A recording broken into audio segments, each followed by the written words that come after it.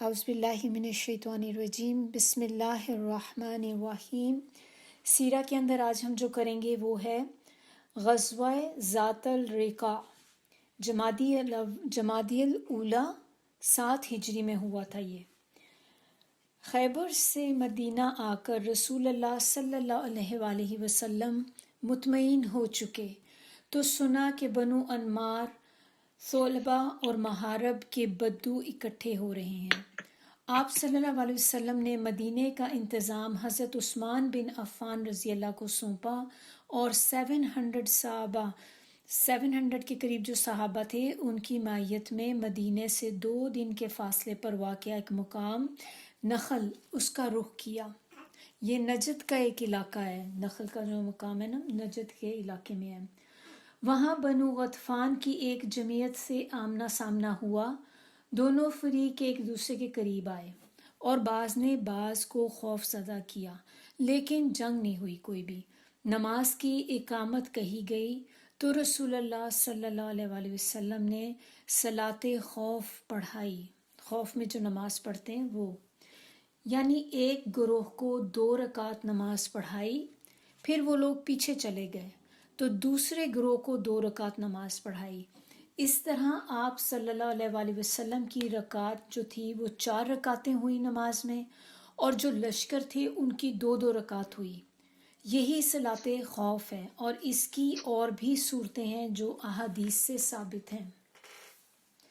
پھر اللہ نے دشمن کے دل میں رعب ڈال دیا، اس کی جمعیت پراگدہ ہو گئی اور رسول اللہ صلی اللہ علیہ وآلہ وسلم مدینہ واپس آ گئے۔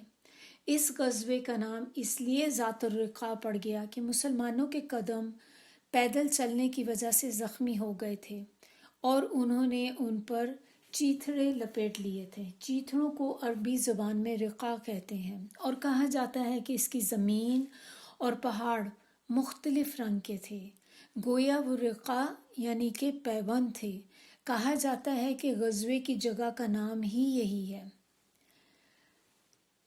اس غزوے میں سب سے دلچسپ بات جو تھی وہ یہ پیش آئی کہ ایک روز رسول اللہ صلی اللہ علیہ وآلہ وسلم نے ایک سائے دار درخت کے نیچے پڑاؤ ڈالا اور اس پہ اپنی تلوار لٹکا کر سو گئے۔ بقیہ لوگ مختلف درختوں کے نیچے جا کے سو گئے۔ ایک مشرک نے آ کر رسول اللہ صلی اللہ علیہ وسلم کی تلوار جو تھی سونت لی۔ آپ بے خبر سو رہے تھے، مگر اتنے میں آپ جاگ گئے تو مشرک کو تلوار کے ساتھ پایا۔ اس نے کہا کہ تم مجھ سے ڈرتے ہو؟ آپ صلی اللہ علیہ وسلم نے فرمایا نہیں۔ اس نے کہا تو تم کو مجھ سے کون بچائے گا؟ آپ صلی اللہ علیہ وسلم نے فرمایا اللہ۔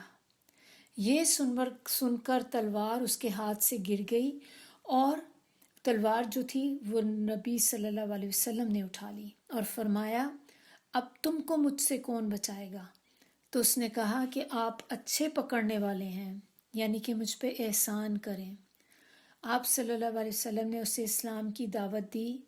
وہ مسلمان تو نہیں ہوا، لیکن یہ عہد کیا کہ وہ آپ سے لڑائی کرے گا اور نہ ہی لڑائی کرنے والوں کے ساتھ ہوگا۔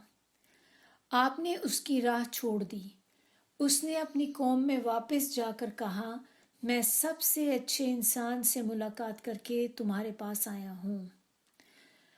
عام اہل مغازی کہتے ہیں کہ یہ غزوہ 4 ہجری میں پیش آیا، مگر صحیح یہ ہے کہ 7 ہجری میں غزوہ خیبر کے بعد یہ واقعہ پیش آیا تھا، کیونکہ ابو ہریرہ اور ابو موسیٰ الاشعری اس غزوے میں موجود تھے، اور یہ دونوں نبی صلی اللہ علیہ وآلہ وسلم کے پاس غزوہ خیبر کے بعد آئے تھے۔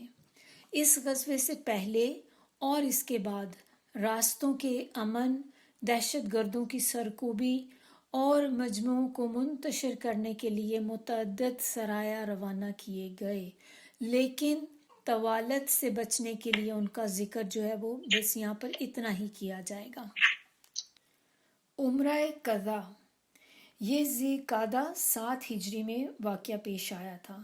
ذی قعدہ 7 ہجری میں رسول اللہ صلی اللہ علیہ وآلہ وسلم وہ عمرہ ادا کرنے کے لیے روانہ ہوئے جس پہ حدیبیہ کی صلح میں اتفاق ہوا تھا، चुनाचे मदीने का इंतज़ाम हज़रत अबू रहम गफ़ारी रज़ी अल्लाह को सौंपा।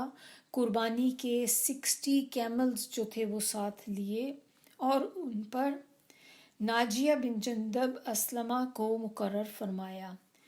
100 के करीब हॉर्सेस भी थे उनके पास, जिनकी निगरानी पे मोहम्मद बिन मुसलमा को मुकर्रर फरमाया। और तकरीबन 2000 के करीब ये सहाबा थे। ये सब मिलके तो ये लोग गए। फिर जुल्हुलैफा पहुंचकर एहराम बांधा और लब्बैक कहा। सहाबा कराम रज़ी अल्लाह ने भी आपके साथ लब्बैक कहा, फिर अपना सफ़र जारी रखा। जब वादिये याजिज पहुँचे तो सारे हथियार रख दिए और उनकी हिफाजत के लिए हज़रत औस बिन खोला अंसारी की मातहती में 200 आदमी वहीं छोड़ दिए।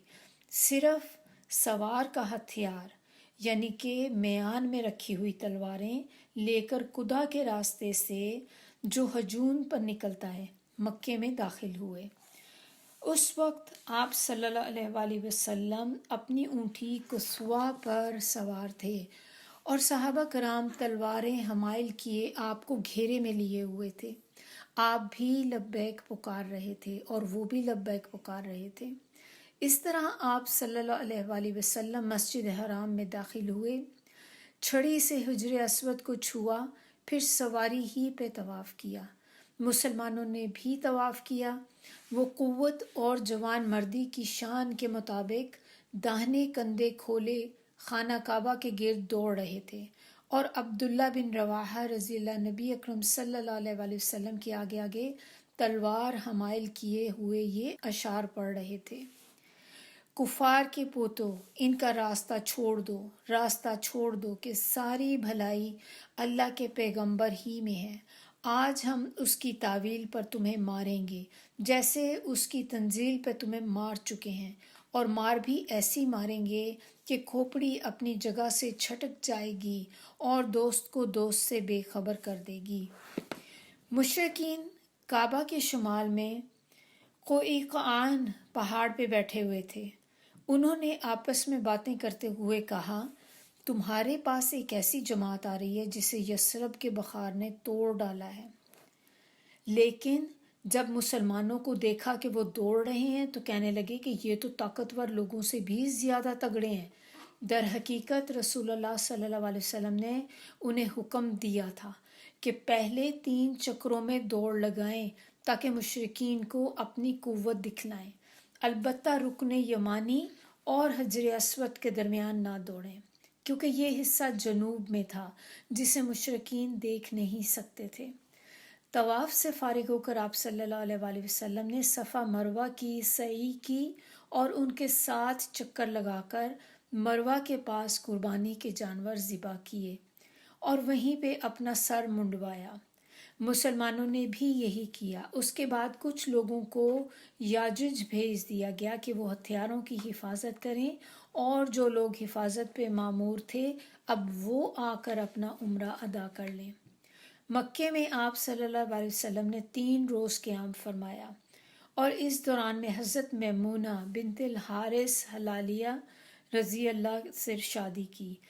वो सैयद शुहदा हज़रत हमज़ा बिन अब्दुल मुत्तलिब की बीवी और इब्ने अब्बास रज़ी अल्लाह की खाला थीं। उन्हें शादी का पैगाम मिला तो उन्होंने अपना मामला हज़रत अब्बास रज़ी अल्लाह को सौंप दिया।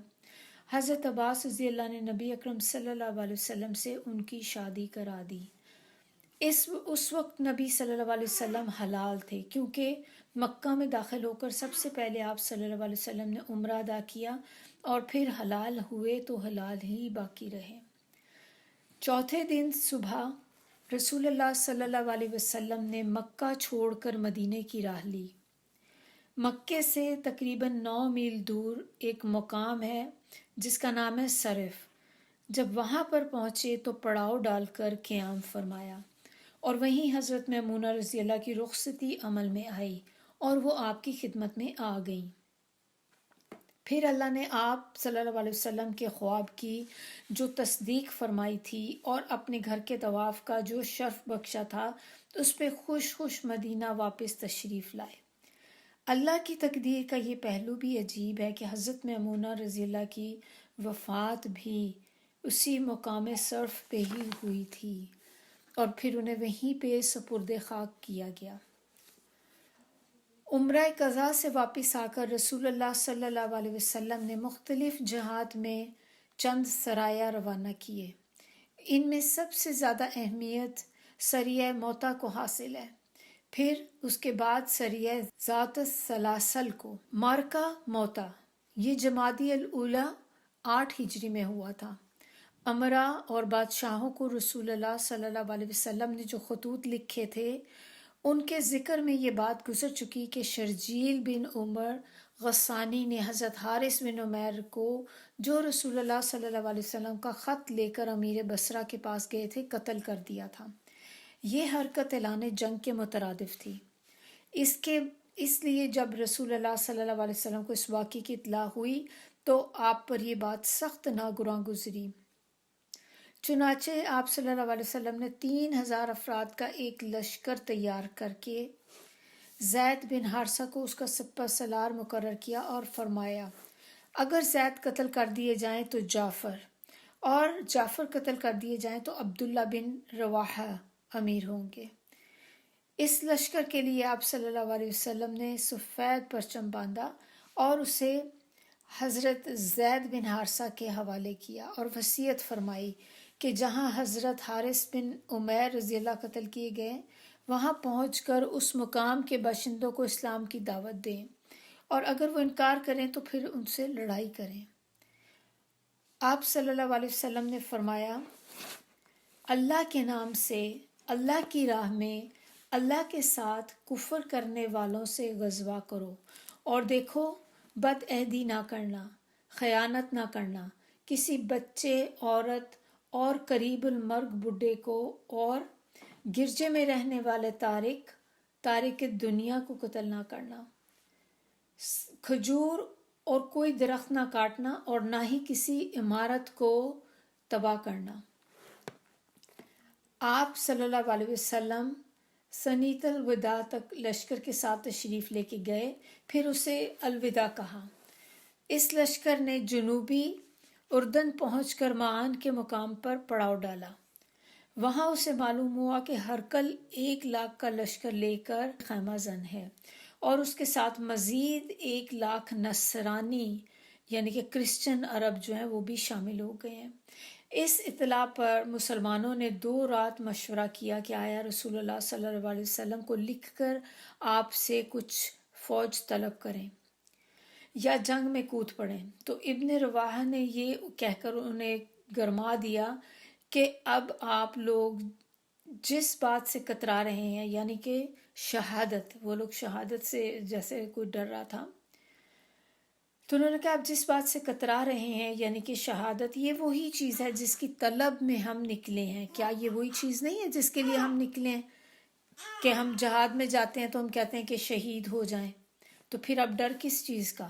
ہم تعداد اور قوت اور کثرت کے بل پہ نہیں لڑتے، بلکہ ہماری لڑائی اس دین کے بل بوتے پہ ہے جس سے اللہ نے ہمیں نوازا ہے۔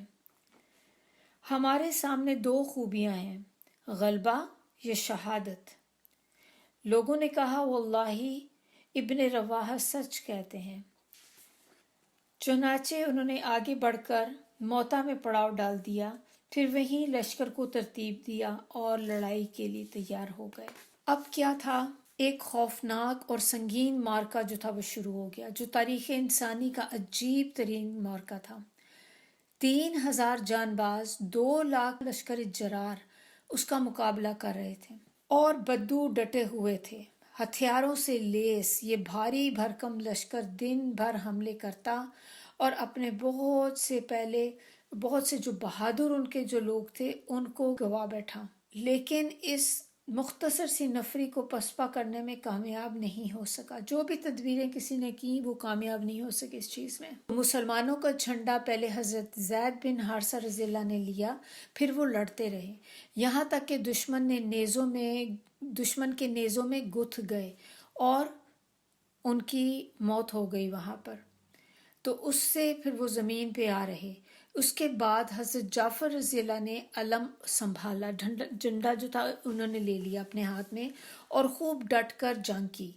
جب لڑائی کی شدت شباب کو پہنچی تو اپنے سرخ سیاہ گھوڑے کی پشت سے کود پڑے، اس کی کوچیں کاٹ دیں اور وار پر وار کیے، یہاں تک کہ ان کا دایاں ہاتھ کاٹ دیا گیا۔ انہوں نے جھنڈا بائیں ہاتھ میں لے لیا اور بلند کیا، یہاں تک کہ ان کا بایاں ہاتھ بھی کاٹ دیا گیا۔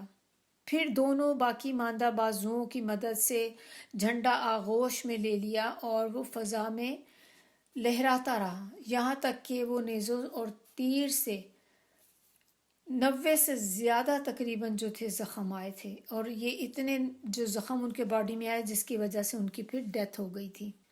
یہ سارے زخم ان کے جسم کے اگلے حصے میں آئے تھے۔ ان کے بعد حضرت عبداللہ بن رواح کی باری تھی، انہوں نے جھنڈا لیا، آگے بڑھے، پھر اپنے گھوڑے سے اتر کر لڑتے لڑتے شہید ہو گئے۔ ان کی شہادت کے بعد جھنڈا حضرت ثابت بن ارقم نے تھام لیا تاکہ گرنے نہ پائے، اور مسلمانوں سے کہا کہ آپ لوگ کسی آدمی پر اتفاق کر لیں۔ لوگوں نے حضرت خالد بن ولید رضی اللہ پر اتفاق کیا، اور اس طرح جھنڈا اللہ کی تلواروں میں سے ایک تلوار کی طرف منتقل ہو گیا۔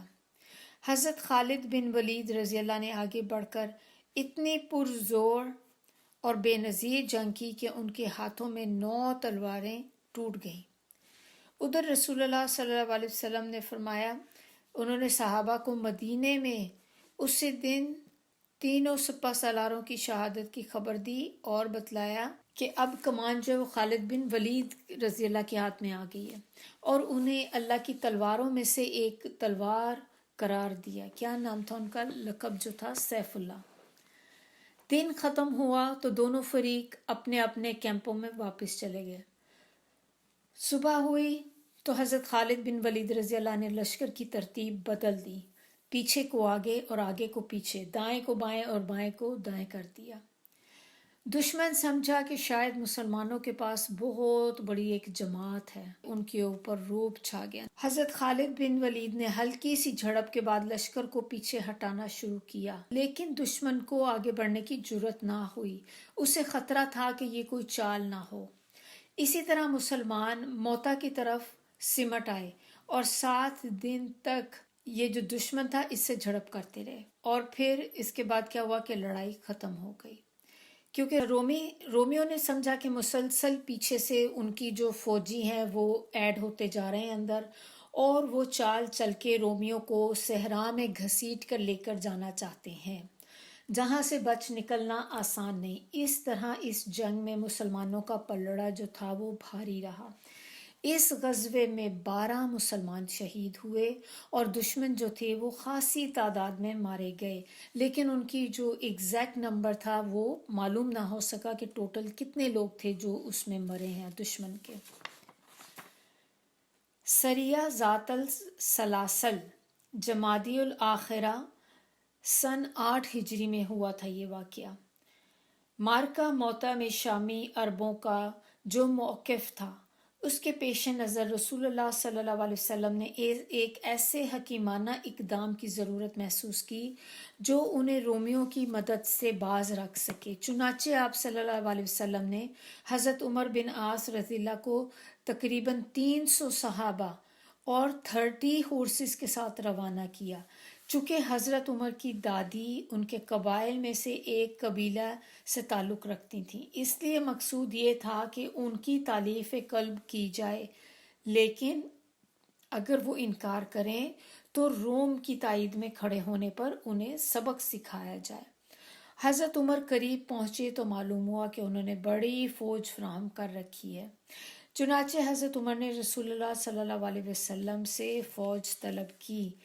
آپ صلی اللہ علیہ وسلم نے حضرت ابو عبیدہ بن جراح رضی اللہ کی قیادت میں 200 سربراہ مہاجرین جو تھے اور انصار ان کی ایک جماعت بھیجی، لیکن امر عام اور نماز کے امام حضرت عمر بن عاص رضی اللہ ہی تھے۔ کمک آ جانے کے بعد، یعنی کہ ایکسٹرا فوج جو بلوائی تھی، ایکسٹرا فوج آ جانے کے بعد انہوں نے قصاع کے علاقوں کو دور تک روندا۔ ایک لشکر سے سامنا ہوا، لیکن جب مسلمانوں نے حملہ کیا تو کیا ہوا کہ وہ ادھر ادھر بھاگ گئے، بکھر گیا سارا جو ان کا جو جماعت تھی وہ ساری بکھر گئی۔